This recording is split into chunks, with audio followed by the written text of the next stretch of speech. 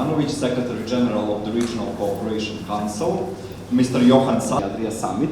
So thank you very much for joining us in this session, and I kindly hope for your very short responses so that actually... And like every parent, we from time to time discuss philosophy of explaining what is my job. Removing barriers, the job. I would have depicted you, actually I would have dressed, and that the EU is the end goal. And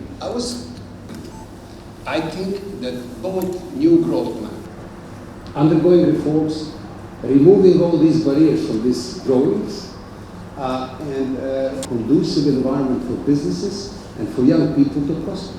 So we are actually not people to do that.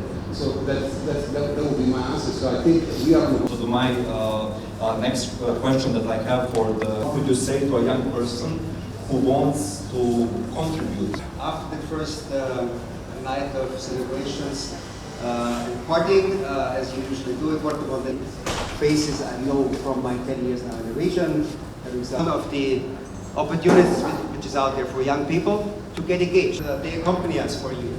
So we have now 4 badges, and this is some, which is the Regional Youth Cooperation Office, which is based on the most in the whole region, which allows young people, high schoolers all over the region participating. There is the area or the UK or somewhere else. Coming back as a changed person, I know firsthand because in my mouth, I had to work in some also for that. But there are, and the exciting thing now is that it's which also made us realize in the European Union, and also countries which are further, hopefully 1, 2, maybe 3 countries in the region who can make it. And I think now is that, and you've heard over the last 10 years basically, they don't want to us, but somehow what's your priority to make also new generations come? Well, okay, that's really what it is now. And we can feel it every day. I'm thinking the ambassador mentioned the Erasmus Plus project. It is, how to say, advanced also Erasmus Plus when it comes to Montenegro. So in that way we are going to the European Union tomorrow.